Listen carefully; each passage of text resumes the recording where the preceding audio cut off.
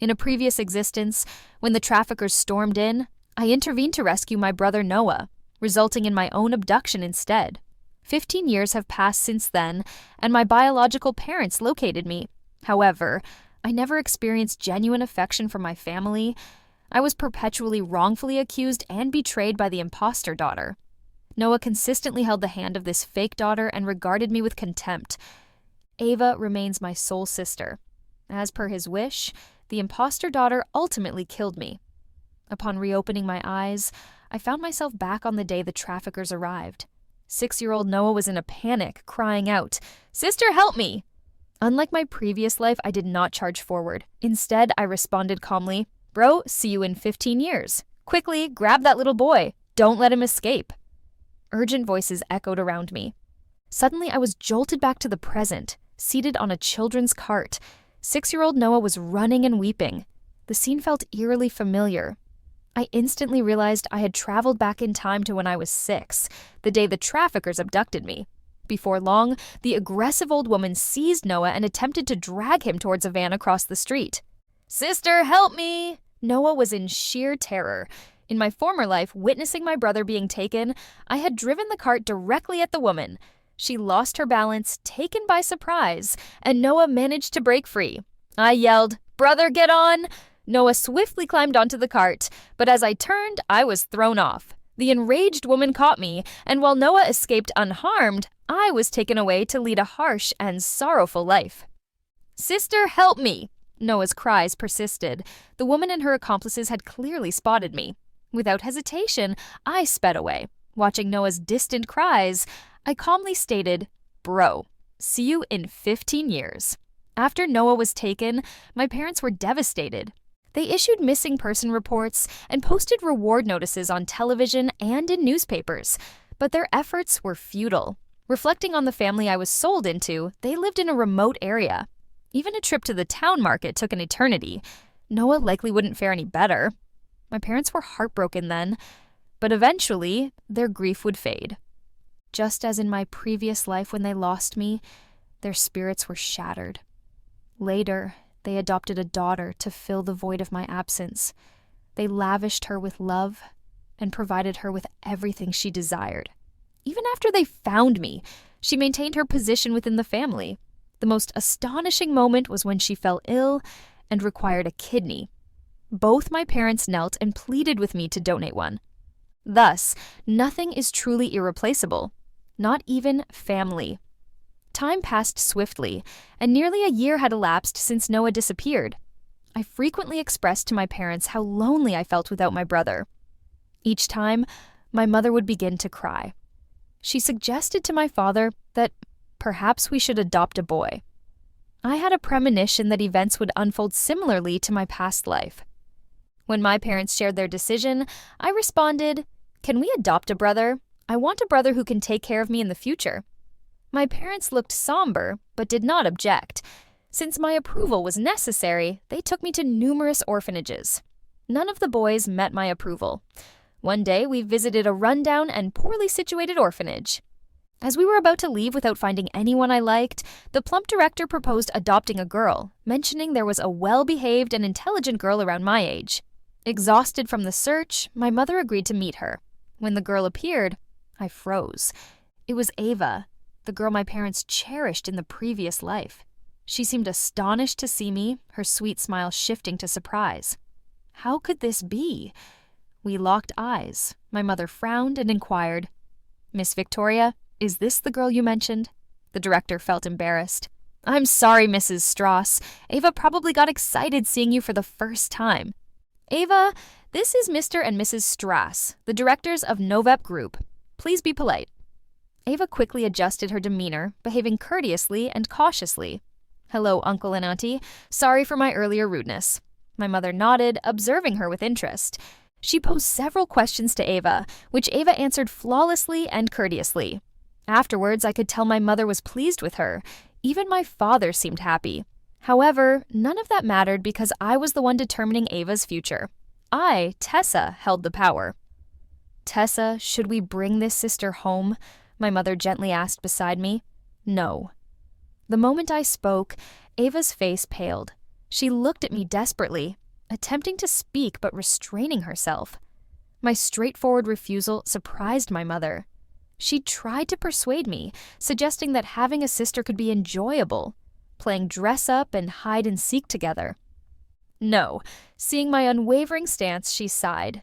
"I'm sorry, Miss Victoria. We won't be adopting this girl." "That's okay, Mrs. Strass," the director responded. "Absolutely not." At that moment, Ava broke down and screamed, "Why is this happening, Mom? It's me, Ava. Dad, don't you recognize me?" Her parents were stunned, appearing confused by the girl's statements, not understanding what was transpiring. Ava rushed forward, embracing her mother tightly with tears streaming down, as if fearing she might leave at any moment. "Mom, I've been waiting here for you and Dad for so long. Take me home. I can't stand it here another day. Where's my brother? Why didn't he come?" Her mother was alarmed by Ava's bizarre words and pushed her away. "What's wrong with you calling me Mom? Are you out of your mind?" Ava paused, wiped her tears, and clarified, "No, Mom, I know what I'm talking about. In my past life, you picked me up right here." No one except me seemed to comprehend her words. Her parents looked utterly shocked, perhaps believing that Victoria, the director, had suggested someone unstable. Victoria felt embarrassed and quickly called for someone to take Ava away. Ava kicked and struggled, panic evident in her actions. "No, I won't leave. I want to go home with Mom and Dad. Get away from me. I'm Novap Group's real daughter. That woman is an impostor. Mom, I'm your true daughter." She was dragged away like a frightened chick by two women, and even later, her cries could be heard from the yard. Mom, still shaken, grabbed my hand and hurried us away. "Tessa, get out of here. This place is messed up. She's crazy." In my previous life, I was a precious treasure, but this life views me as a complete nutcase. I couldn't even tolerate Mom's sudden change, let alone Ava talking about a stab to the heart. After 3 months of searching, I finally located Jaden in a welfare home in the neighboring city. When the director brought me to him, he was involved in a fight with some boys. His face was bruised, one eye darkened, and his arm bleeding.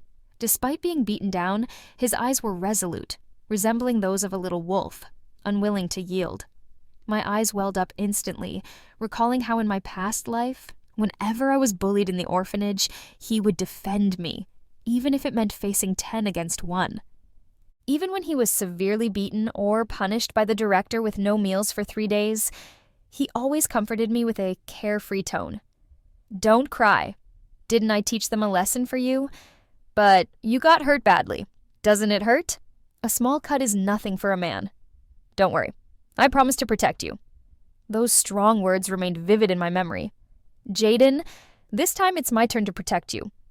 When I declared my intention to bring Jaden home, my parents didn't understand. Apparently, they had heard about him from other children at the home. I dismissed their confusion and insisted. They had little choice but to agree. Thus, the 8-year-old Jaden came to live with us. He appeared nervous in the opulent Strass family living room, beneath a grand crystal chandelier and on plush Persian rugs. He instinctively hid the cuffs of his tattered shirt behind his back. "Why are you adopting me?"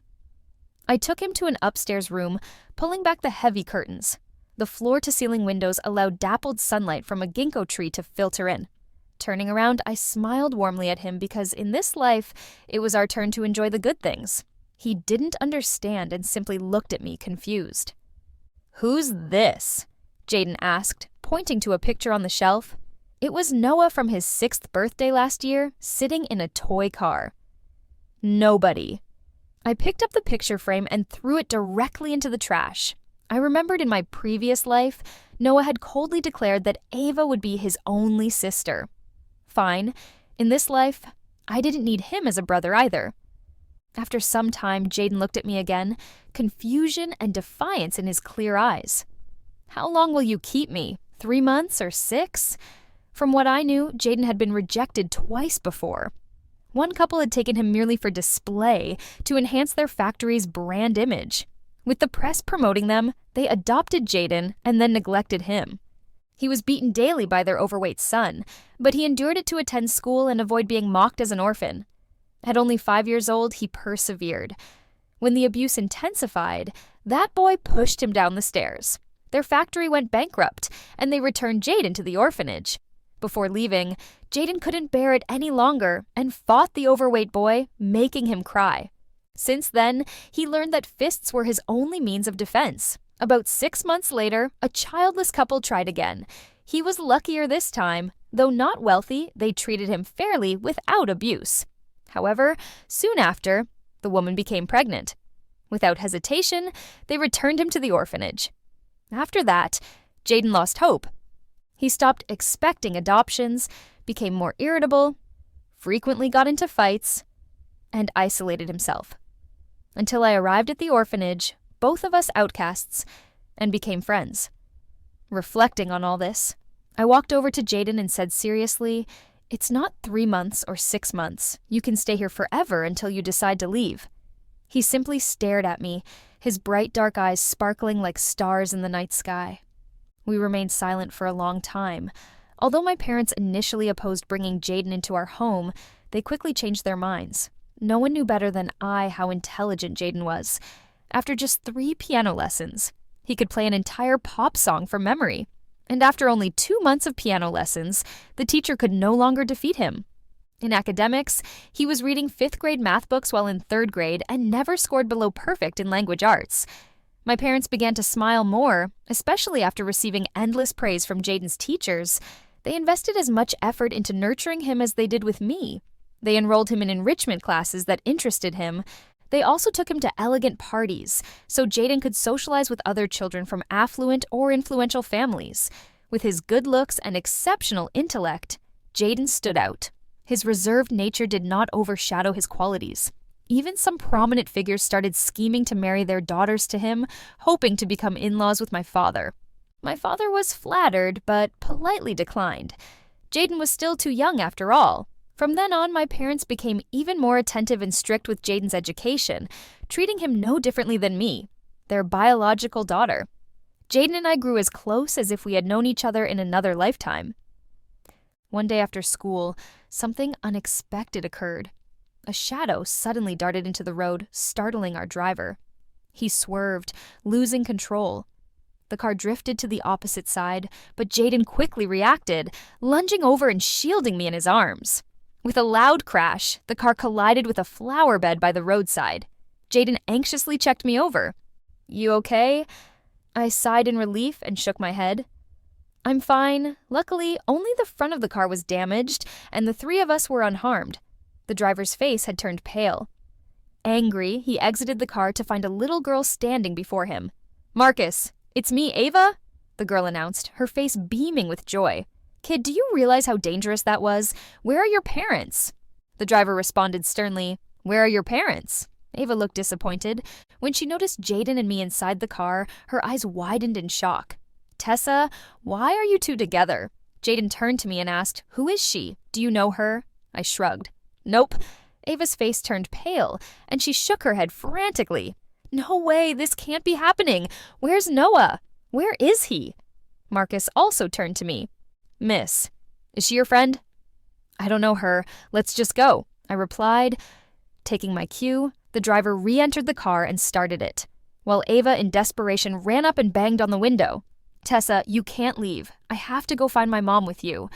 "Stop, please stop," I grumbled, ignoring her. What a day running into a nutcase. "Marcus, let the security know once we're at the community gate, so they won't let just anyone in." "Will do, Miss Tessa." The car sped away as Ava's voice faded into the distance. Upon arriving home, I recounted the incident to my still shaken mother. "That was close. We almost crashed. Mom, do you think that girl was really nuts? How did she find our house?" Clearly disturbed, my mother angrily called Director Victoria. On the other end, they apologized profusely, assuring us they would send someone to find Ava and take her away soon. And just like that, the issue was resolved. Not long after, my father encountered problems with his business in Europe. He planned to leave immediately and informed my mother that it might take 2 or 3 years, meaning he would be occupied overseas for a while and unable to return home soon.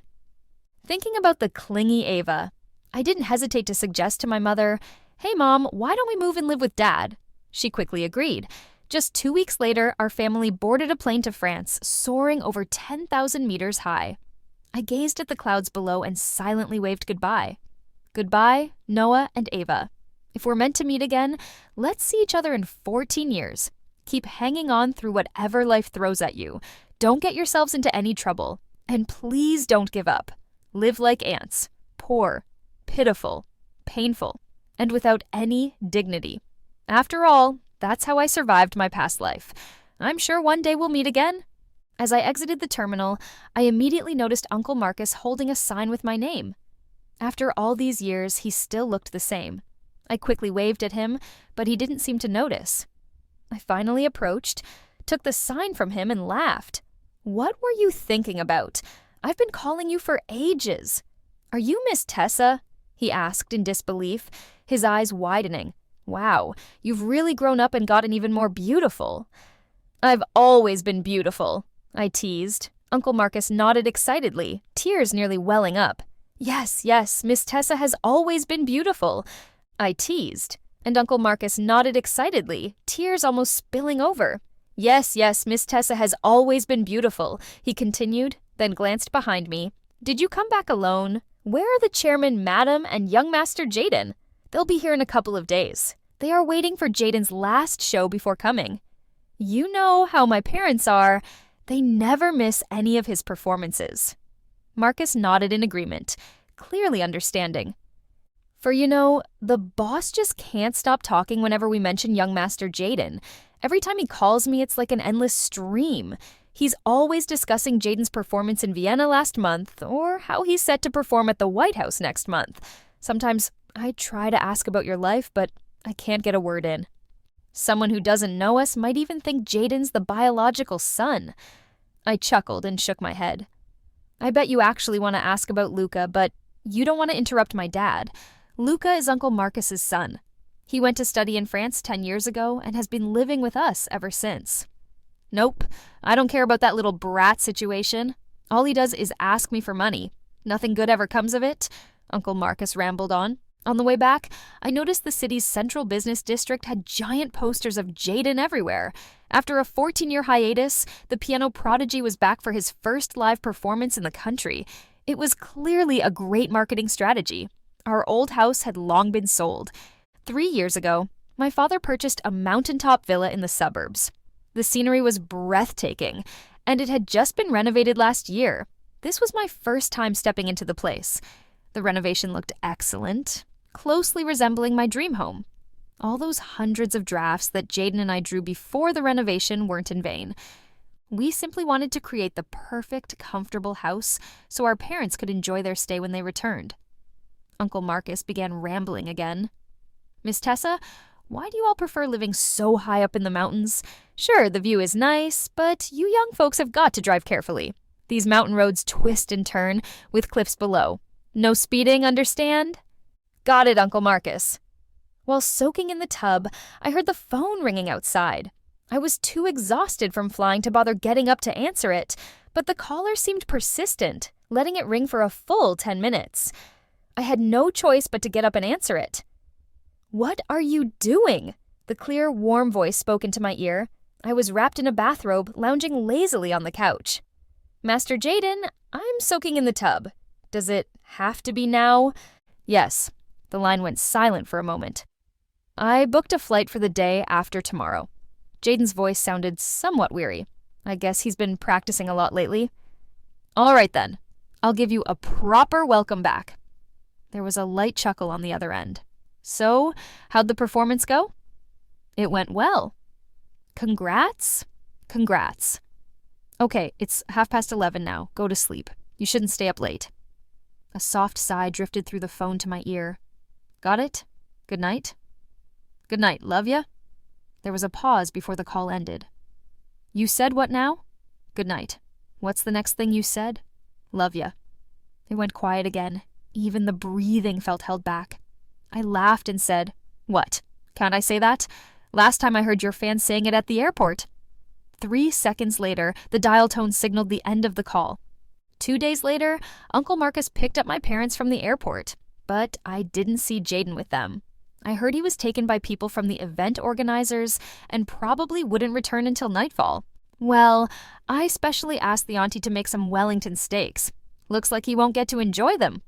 I was about to eat when Wesley, the butler, hurriedly entered, saying someone was at the door. "Who's looking for us?" I asked casually. "They said they're looking for the chairman and madam," he replied. My parents exchanged confused looks, searching for us. "Who is it?"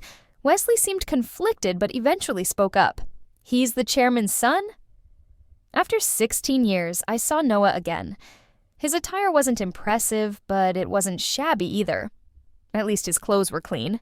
He was tanned and thin, with rough, calloused hands, resembling someone who works on a construction site. He trembled, staring intently at my parents, his lips quivering. "Dad, Mom, is it really you?" Ava approached, her eyes red, appearing as if she might burst into tears at any moment. "Brother, it's them. They're your actual parents." My mother walked over, her gaze fixed on the man before her, slowly speaking. "Are you Noah?" Noah finally broke down crying, tears streaming down his face. "Mom, I'm Noah. I'm Noah." All these years I had kept reminding myself not to forget my real name so that you would recognize me someday. "Mom, I finally found you." Tears streamed down my mother's face as she cried into her hands. Even my usually strong father shed tears. He stumbled toward Noah, holding his face. "Are you really Noah, my son? Dad, Dad?" Father and son embraced, crying loudly. The living room echoed with their sobs. I wondered if I should also prepare for a tearful sibling reunion, but despite my efforts, not a single tear emerged from me. Instead, a sense of retribution surged within me. I recalled when I was taken back to the Strauss family in my past life.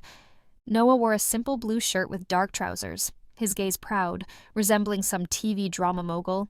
He stood on the stairs, looking down at me with a cold indifference that kept everyone at arm's length. "Dad, Mom, are you sure she's Tessa? You aren't mistaken, right?" Even after my father's affirmative answer, Noah's disdain was still evident in his eyes. Ava, dressed in a Chanel outfit, walked up beside him with an unhappy expression. "Brother, is she really your biological sister?" When Ava pouted in displeasure, Noah chuckled, tousling her hair as if she were a little puppy. "Silly, you'll always be my only sister." I nervously clutched the edge of my shirt, watching the brother and sister laugh and play together. Even though I was standing in the living room, it felt like I was in dust. I thought about how Noah used to be so arrogant and proud in our past life.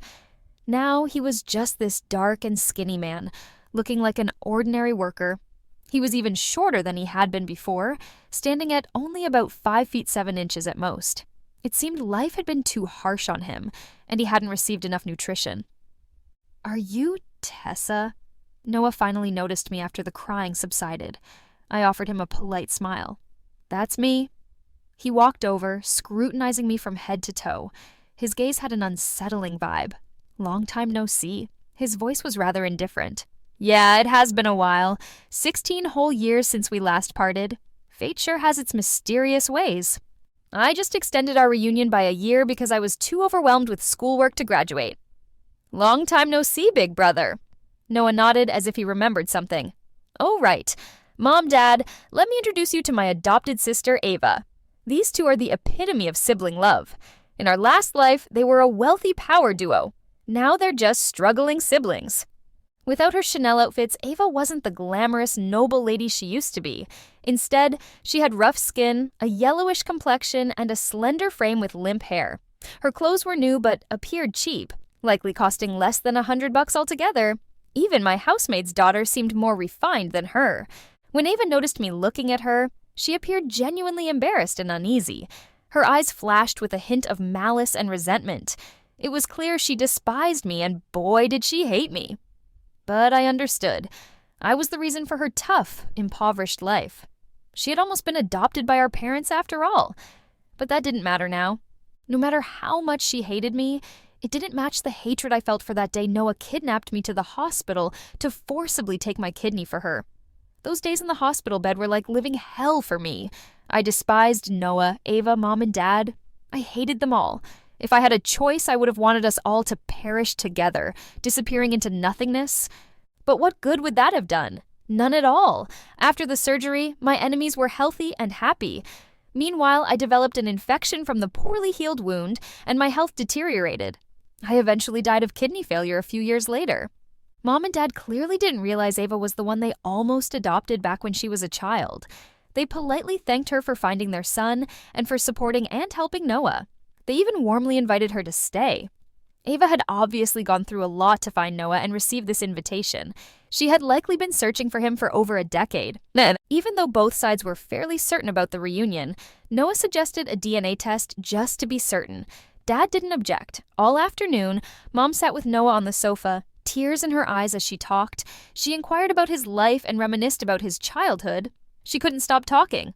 I listened in. Noah's foster father died when he was 11, and his foster mother raised him alone. Their situation was too poor, so he dropped out after 6th grade to work. He's done it all. Picked up trash, worked in factories, delivered packages, and did construction jobs. Despite such a challenging life, I wondered how Ava found him. Hearing that her son hadn't even finished middle school, Mom's eyes reddened again. Dad remained silent beside her. While we sat in silence, there was some noise outside. It sounded like a vehicle pulling up. Footsteps approached the living room, and a tall man wheeling a simple suitcase entered. "Dad, Mom, why are you all sitting here?" Jaden removed his gold-rimmed glasses, revealing his bright, handsome face under the light. He looked curiously at us on the sofa. "Son, you're back." Mom stood up suddenly, looking a bit panicky. Dad seemed flustered too. "Have you eaten? Are you hungry? Want me to get you a snack?" Mom unconsciously distanced herself from Noah and walked toward Jaden, genuinely concerned. "Mom, I already ate." Jaden smiled at her. "Who are they?" Of course he meant Noah and Ava. Mom looked anxious, unsure how to respond, and glanced at Dad. Dad hesitated, looking at Noah and Ava. "They are from a distant relative's family." Hearing this, Mom looked somewhat guilty, but also relieved. She awkwardly confirmed, Yes, distant relatives' kids." I sat back, relaxed on the single sofa, watching as Noah's dark face gradually turned pale. Jaden nodded politely to the two on the sofa. Noah's expression remained blank as he didn't respond. Ava continued to study Jaden with a look I couldn't interpret. "Dad, Mom, I'm heading upstairs for a shower." As soon as Mom heard he was going to shower, she quickly said, "All right, sweetheart, I'll run the water for you. You've been working hard these past few days. No need. You guys continue talking with the guests. Tessa, can you bring up my luggage later?" Jaden ordered me unceremoniously. "Why should I do it?" I responded. He gave me a look as if I was supposed to understand. "Because I said so."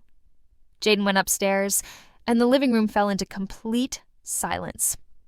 Dad sighed heavily and said, "I'm sorry, Noah." Jaden has a big performance next week. To avoid disrupting his mood, Dad had no choice but to do this. Once the performance is over, I'll tell him the truth. "Yeah, Noah, you're not mad at us, right?" Mom looked at Noah carefully, aware she might have overstepped. But honestly, even if the same situation occurred again, she'd probably still do it. Parents enjoy having children they can take pride in, don't they? I discovered that the difficult way in my previous existence. Noah's tightly shut fists gradually eased. He gazed at his mother, and his dark eyes sparkled once more. "Naturally not, Mom. I understand." When Noah uttered this, his mother appeared relieved. That's positive. I couldn't resist laughing at her innocence. Having your parents' affection taken away for 16 years by an outsider isn't something easily forgotten.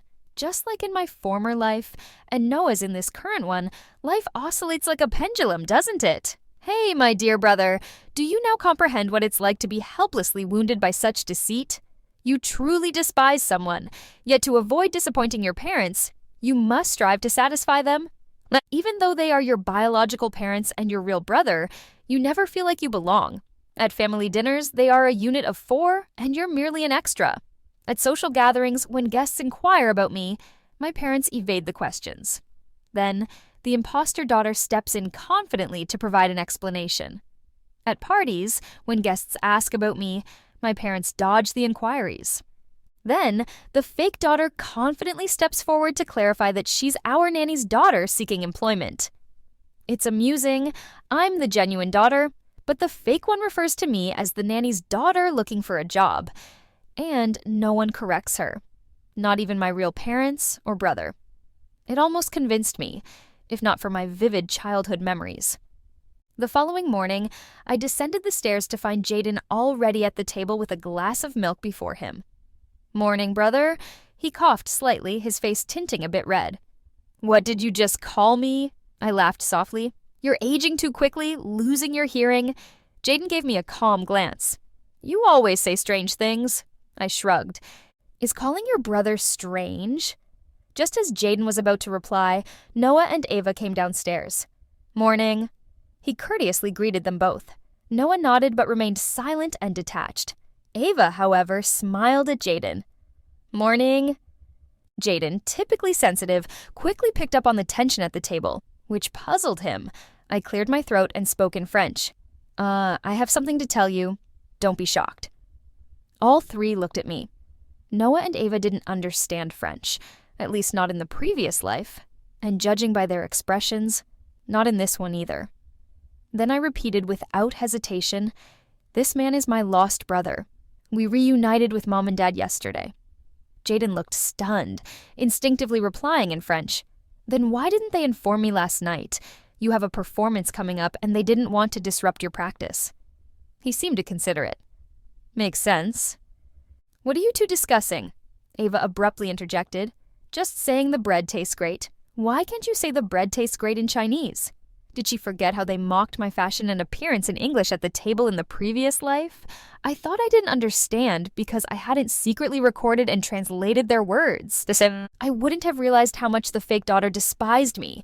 Truly such a double standard. I can speak any language I choose. It's none of your concern, is it? Ava's stern face shifted through various emotions. She seemed to assume her role from the past life. "Isn't it rude to speak like that at the same table?" Noah responded coldly. The double standards just keep emerging. "I can't believe these fools. So is it appropriate to maintain such a sour expression? This is my house. I can have any expression I want." Noah straightened up, glaring fiercely. Overnight, his demeanor shifted completely from yesterday afternoon, signaling a sibling showdown. In the previous life, I tread carefully around him, never daring to confront directly until he forced me to the hospital to donate Ava a kidney. That's when I severed ties with him. But it was irrelevant. He simply instructed the doctors to proceed without hesitation. Fine, in this life, let's settle our differences, shall we? This is my home too. I'll speak as I please. Not my fault you don't understand. If you hadn't chickened out and fled, would I be in this predicament? Noah slammed the table, staring at me intensely. He finally unleashed his emotions. "You know how difficult my life has been. Where were you when I was beaten by human traffickers? When I fed pigs in the countryside? When I dropped out at 12 to scavenge for food? When I slept under bridges? When I worked construction and got my foot stabbed by nails? Where were you?" By the end, Noah was yelling loudly, his face flushed with anger, spit flying everywhere, ruining breakfast and the table alike. I wiped the spit from my wrist with a tissue, feeling disgusted. That gesture truly infuriated Noah, who glared at me with bloodshot eyes. I simply smirked coldly, as if I'm the only one who's been through hardship, right? Who hasn't struggled to survive, scavenged for food, or slept out in the cold. Eventually, I ended up in an orphanage, but even that place had its own shadows. Mistreated by the staff, pushed around by the older kids, and punished for the smallest missteps. Did I ever complain? What's happening here? Why are you arguing? My parents entered, eyeing us suspiciously. "Nothing," Jaden responded first. "We were just talking." My mom glanced nervously to the side. Noah, you didn't say anything, did you?" Noah, still angry, looked somber. "Mom, who is your real son anyway? Can't I even speak the truth?" Your mom was taken aback, speechless. 3 seconds later, she anxiously explained to Jaden, "Son, I'm sorry. I didn't mean to hide the truth from you yesterday. Please don't be mad at me. You'll always be the one I love the most." I always knew my mom favored Jaden, but stating it right in front of her biological son was too much. Noah stared at her, his expression shifting from disbelief to disappointment, then to complete calm. Jaden, on the other hand, nervously rubbed his forehead. "Mom, I'm fine. He didn't know what to say. His inner voice was probably like, "Go check on your real son." Finally, Jaden made an excuse about needing to practice piano and left quickly. After he was gone, Noah spoke up calmly. "Mom, Dad, when are you planning to make him leave?" My mom didn't immediately understand. Make who leave? "I'm your real son. Now that I'm back, shouldn't the extras be removed?" "You mean make Jaden leave?" "Exactly," Noah said bluntly. "No way," both parents responded simultaneously. Mom looked at Noah in disbelief. "What has Jaden done to upset you? You've barely been back a day, and you're trying to get rid of him." Noah smirked coldly. "Mom, I'm your biological son. I've suffered enough out there never having your care or love. Now I'm back and still have to endure the fake son's attitude." Mom's face darkened with displeasure. "I know you've suffered all these years. We'll make it up to you, but your situation isn't Jaden's fault. How can you blame him?" Noah was silent for a moment. It was clear he was deeply disappointed in her. "Dad, is that what you think too?" His father looked at him with guilt, but firmly said, "Noah, your mom is right. Your hard past isn't Jaden's fault. We won't ask him to leave. We hope you two can get along." "Compensate," Noah laughed bitterly. "With money. Remember, all that's mine anyway, since I'm your real son. Can you take me back 16 years? Can you?" Noah's hysterical shouting echoed in the living room. Furious, he overturned the dining table, sending plates and cups crashing to the floor. I had to admit, he was doing what I wished I had done in a past life, saying what I wished I could have said. Sure, they talked about compensation, but lost time is gone time. A carefree childhood and precious youth were lost. Back then, when my parents told me to get along with Ava, Noah was there saying, "You'll never take Ava's place. She's the only sister I have." He even forced me to donate a kidney to Ava. When I tearfully asked him why he treated me that way, he said, "It's because you're unlucky, not meant to live with us. It's easy to speak righteously when you're not in the other person's shoes. Only when roles reverse do you truly understand. Poor Noah, this life you just weren't meant for this family." After that day, there was a noticeable rift between my parents and Noah. Neither side seemed willing to compromise. One wanted Jaden gone, the other refused to consider it. From my perspective, Noah was overconfident. So what if his biological son Jaden brought them glory, turning them into celebrity parents, respected and idolized everywhere? They'd never relinquish their prodigy foster son to take in a dropout turned laborer. A few days later, Dad found Noah in the living room and suggested they bring in tutors for him first, then send him to study abroad. Noah was shocked. "You're kicking me out?" "Of course not," replied Dad. He couldn't understand why the other side misunderstood him so much. "Noah, you didn't have the chance to study before. It's different now. I think you're still young. You should learn more. See the world. It'll change your perspective and mindset." "Why should I change my perspective? I don't need to study abroad. In a few days, I can start working with you at the company. You just need to teach me how to manage and run Novap Group." Dad was completely taken aback by his words and didn't respond for a moment. I helped remind from the side, "Hey bro, well Dad's been in poor health these past years, so now the main decision-making power of Novap Group is in my hands."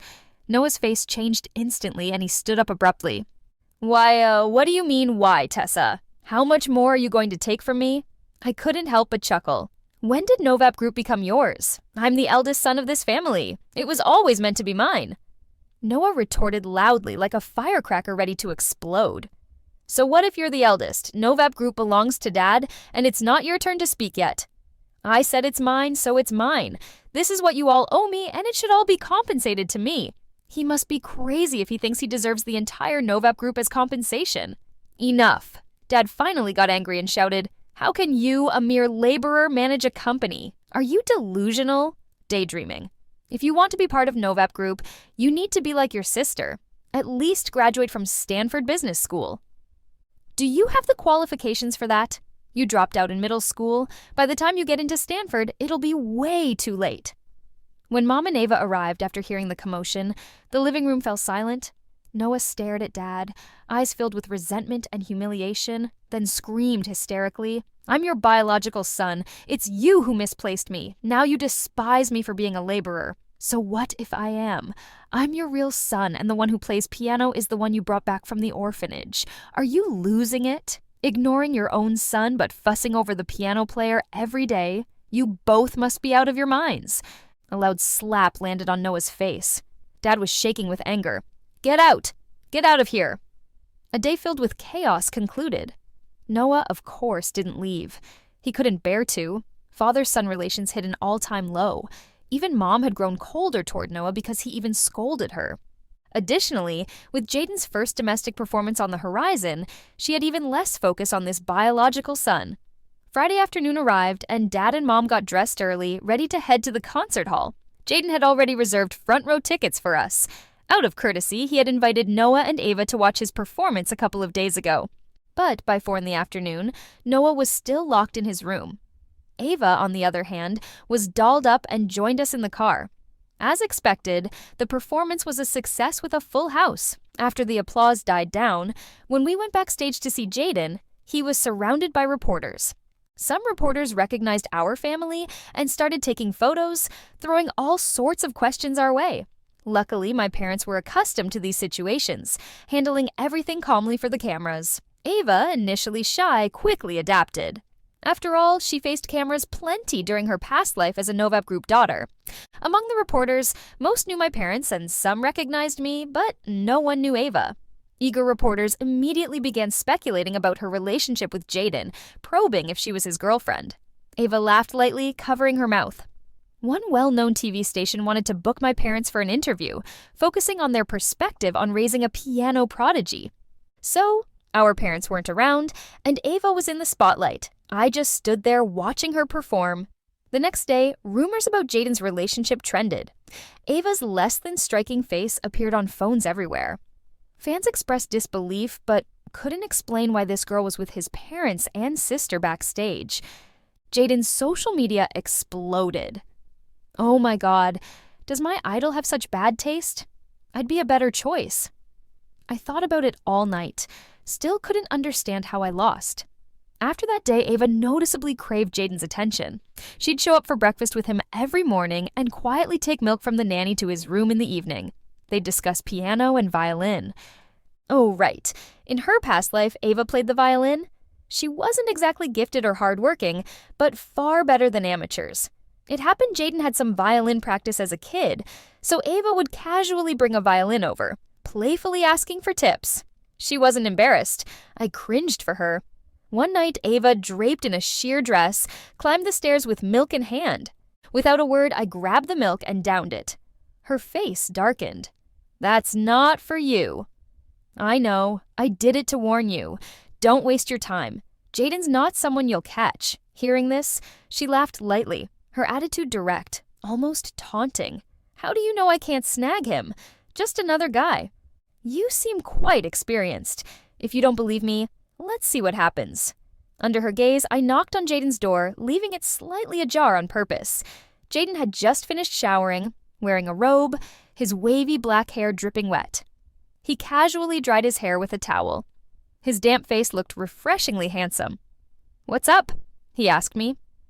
I suddenly didn't know what to say. I was momentarily stunned. "Do you want me to blow-dry your hair?" He gave me a funny look. "You came to me just to blow-dry my hair? All right," I shrugged. "Forget it then." "Wait a second." He suddenly grabbed me, his dark eyes flickering. "The hairdryer is in the bathroom. Never mind. I'll just help you dry it first. Sit down." I patted the couch. Jaden looked at me strangely, some unknown emotion flashing across his face, but he obediently sat down. To shake off my confusion, I rubbed his hair with a towel rather wildly. "Tessa, you're doing that on purpose," Jaden grumbled, holding onto my hand. I tried to pull away, but he grabbed it again. Our eyes met. "What did I do to annoy you?" Jaden held onto me tightly with a look like a fierce little wolf, as if he wouldn't let go until I said something. I hadn't seen this side of Jaden in a while. I used to see it often, thinking back to when he used to fight with the troublesome kids from the orphanage, and his intense and soulful expression while playing the piano on stage. Sometimes it's hard to believe they were the same person. "You haven't annoyed me, but I'm going to annoy you now." As soon as I said that, I kissed him.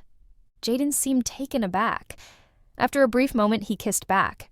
We were lost in a passionate kiss on the sofa. When we paused to catch our breath, Jaden held my face gently.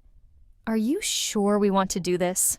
I realized I might have become a bit obsessed with his lips and nodded quickly.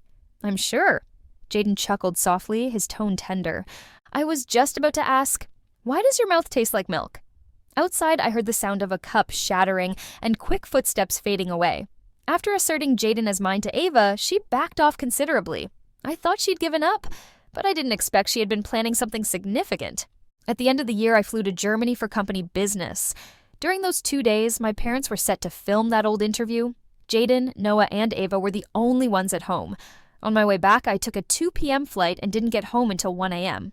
As I passed the 3rd floor, I noticed Jaden's door was open. I walked in, and someone turned on the light. Ava was lying on the bed, barely dressed, with a provocative look, smiling triumphantly at me. Jaden was asleep beside her, unusually quiet. You're back. We've been waiting for you, she said. That's when I noticed Noah on the couch. What did you guys do? Noah glanced at me calmly and tossed the iPad onto the coffee table. I picked it up and opened the gallery. It was full of photos of Ava and Jaden, on the bed, in the car, in the bathroom. The angles were deceptive, making Jaden look asleep or worse, involved. I dropped the iPad and walked to the bed, softly calling Jaden's name. He didn't move. I couldn't believe things had deteriorated this badly with Noah and Ava this time around. What do you want? Jaden's career and Novap Group's future management. Asking for $2 billion isn't too much, is it? Ava casually mentioned the number. I glanced at Noah. Is this about money for you too? He looked straight at me. What else? I can't make that decision on my own. I'd have to call Dad first. I quickly explained the situation over the phone. My parents were staying at a 5-star hotel near the TV station, about 40 minutes away. They arrived swiftly. Mom rushed to the bed to call Jaden first thing. No response, just like before. When she saw Ava in nothing but a robe, hair disheveled, she knew exactly what was happening. Without waiting for anyone to react, she lunged forward and slapped Ava twice. When did you take those photos? How did you get them? Ava covered her face in disbelief, shocked that Mom would hit her. Mom, you hit me. Who do you think you are setting traps for my son? Ava was on the verge of breaking. Are you insulting me? I am, and I'll keep doing it. Look at you. You're nothing but trash. Your son, he's not even your real son. Noah and I are your real kids, you old fool, Ava shouted in anger. Have you lost your mind, Mom? Mom shouted back, equally angry. I may be crazy, but if you don't get $2 billion in 3 days, I'll release all the videos and photos. You wouldn't dare. Watch me, Noah. Is this why you came back to the Strauss family? Dad rasped, his tone grim, eyes fixed on him. You forced my hand with your betrayal, Noah coldly replied. What do you want? $2 billion, Noah. Have you lost your mind? Mom shouted. I'm not crazy. If you don't pay, Jaden's career and Novap Group will crumble. Noah's gaze was fierce. You don't want your son's scandal to tank the company's stock, do you? Mom was truly losing it and raised her hand to slap Noah, but he pushed her away. I stepped in and caught her. Dad, Mom, you guys go outside. I'll handle it. Dad gave me a long, deep look before dragging my furious mom away. I picked up my iPad and started scrolling through the incriminating photos on it. I said calmly, not even $20, not a single cent will go to you either. Ava just scoffed. Tessa, let's see how long you can keep this act up. Ava, if it was the old you, maybe you'd have a chance with Jaden. But this time, aren't you aware of how you look now? Ava's eyes widened in disbelief as if she'd seen a ghost. She stared at me, her lips quivering. Tessa, you've been reborn too, haven't you? I chuckled coldly without responding. Noah glanced between me and Ava, thinking he misheard. No wonder you ended up with Jaden back then. Her eyes burned with deep-seated hatred. At the orphanage, you deliberately stopped our parents from adopting me, didn't you? I shook my head with a mocking laugh. Not just that. I advised Mom to move to Germany, suggested Dad sell the old house, and even had him transfer Uncle Marcus up north. I wanted to cut you off completely from the Strauss family. You damn witch! Ava snapped and tried to slap me, but I grabbed her wrist tightly. Thanks for the compliment. I didn't hesitate with Noah. Why would I with you? Noah seemed to realize something, turning to me with a serious expression. Tessa? What do you mean? Ava had already figured it out. You let the trafficker take him on purpose. Wrong. I just chose self-preservation. Tessa. Noah lunged at me, his hands gripping my throat, his eyes red with rage. I suspected it all along. You left me to die back then, and I've been worse than a dog ever since. You're a vicious woman. I grabbed a vase from the shelf and smashed it over his head.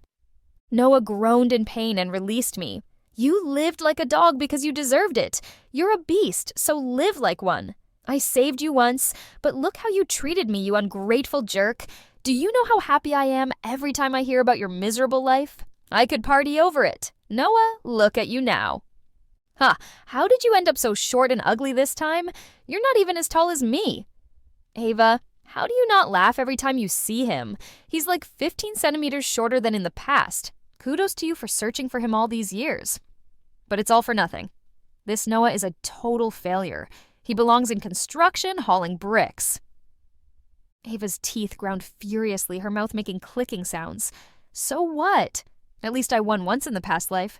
You did, but that was the past. Now you're broke and penniless. Hope you have money for your kidney issues down the line. Ha ha ha.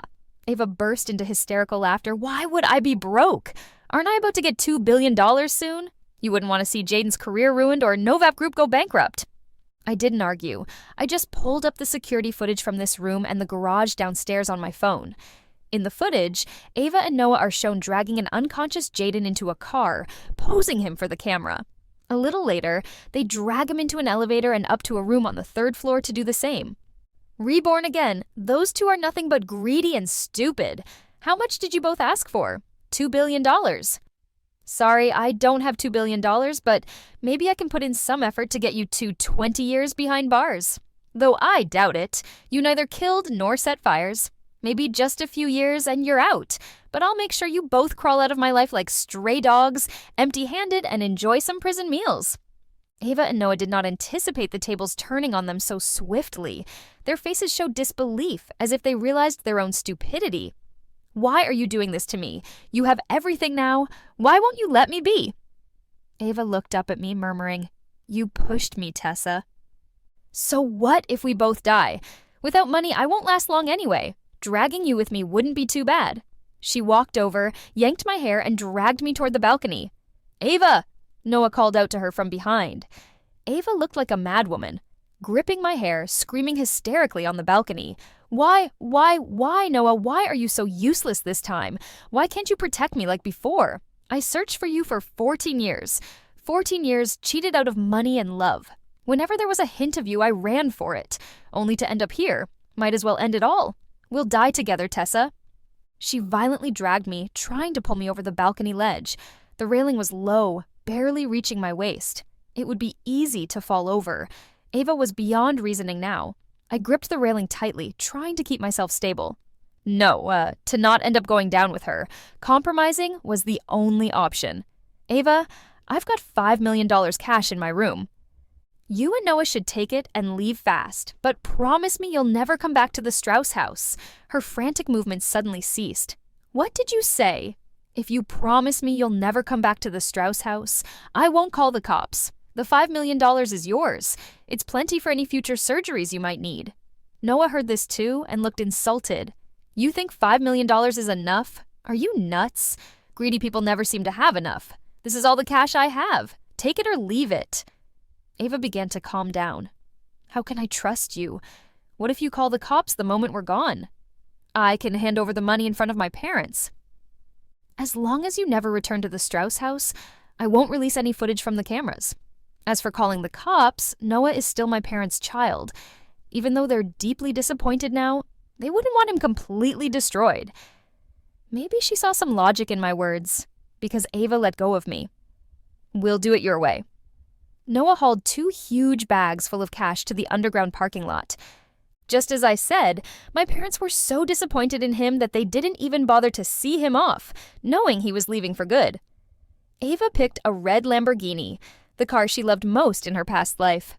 All these cars were ones Jaden and I drove abroad, and we shipped them back recently. After all these years, sitting in the car she loved made Ava's joy evident. But just as Noah was about to load the bags into the car, she changed her mind. Wait, let's take this Porsche instead. Ava shot me a smug glance. I reluctantly handed over a different set of keys. As the car started, Ava smirked. Tessa, we're taking this $5 million, but who knows how long it will actually last, right? I gave her a fake, bewildered look.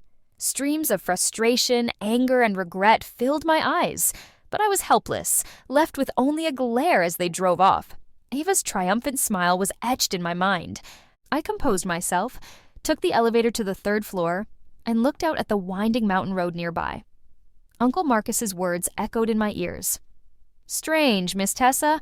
Why do you like living so high up on the mountain? The view is great, sure, but you young folks need to be cautious while driving here. It's no joke. There's a sheer cliff right next to the road. Uncle Marcus was wrong. I don't like living up here at all. Too many mosquitoes, and it's humid.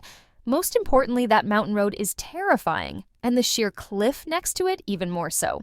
I often think, what if a car suddenly loses control on this road? It's game over. But still, I bought this house without hesitation, even sneaking back home for it. After all, it took a long time to find a place that fit my needs. Noah, Ava, I put so much thought into choosing this perfect spot for you guys. Consider it my way of reciprocating. While lost in thought, the car with its lights on the road started skidding wildly. I thought I heard a piercing scream cutting through the night. In less than 2 seconds, there was a loud crash. The car broke through the guardrail and plunged straight down the cliff. Sigh, next month. I'll really need to sell this place fast. I can't stand living here a day longer. When the police called us to the hospital, Ava was already gone. Noah was still being treated, which really surprised me. I didn't expect him to survive. We spent an entire day and night at the hospital, worried that my elderly parents wouldn't be able to handle it. I had the driver take them home for a rest, planning to swap them out later. It turned out to be a good choice. Not long after they left, the doctor informed me Noah had regained consciousness, but it wasn't looking good. They suggested my parents come to say their final goodbyes. What a joke. No way I'm letting that happen. I walked into the ward. Noah looked a mess. Apparently, a tree branch had pierced through the windshield, straight through him in the passenger seat. What a resilient branch. I tried not to look below his neck, wanting to avoid any potential traumas on my part. If you have anything to say, I'll tell Mom and Dad for you. Obviously, let's not discuss anything sensitive, like suspicions about the car being tampered with. I want to see Mom and Dad, Noah weakly said.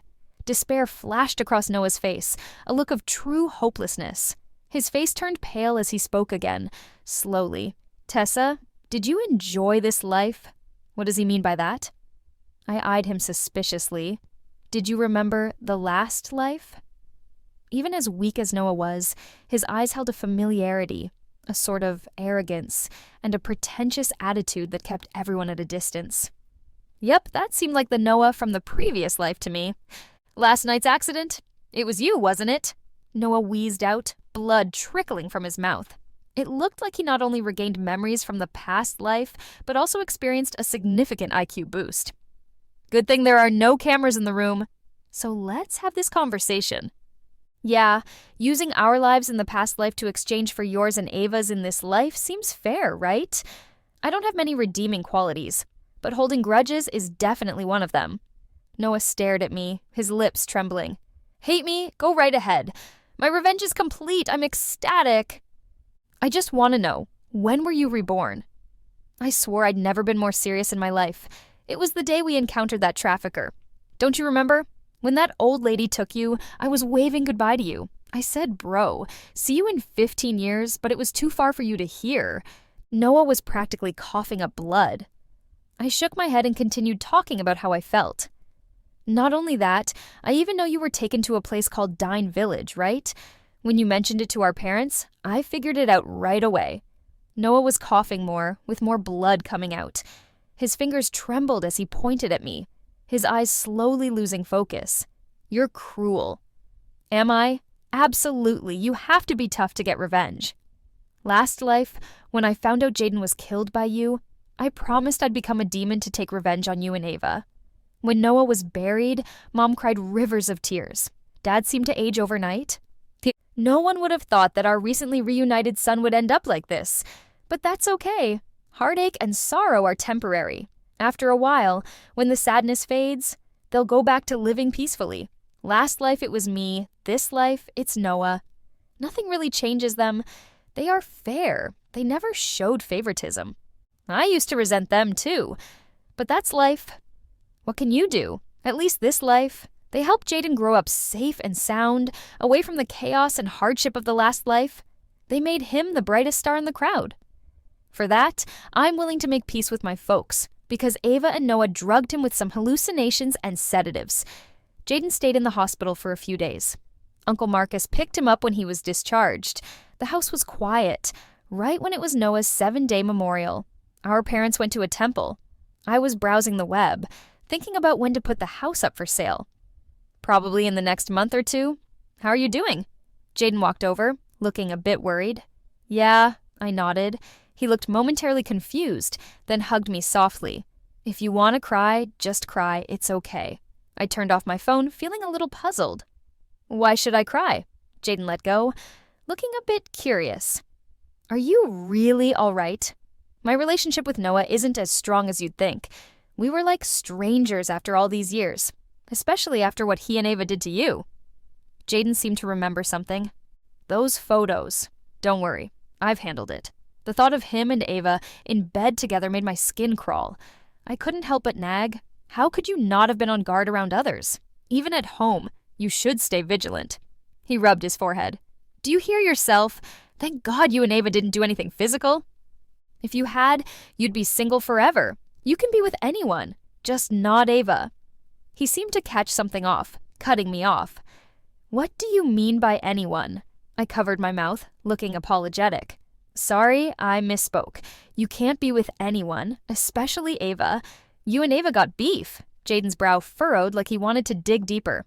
All right, since the housekeeper's off today and no one's cooking, let's go buy groceries and cook now. Yeah, I'll book a ride now. He suddenly seemed puzzled. Why not just drive? My fingers paused slightly over the screen. Don't drive the cars at home for now. I'm getting them checked soon. Why, such a curious guy. I patted his forehead.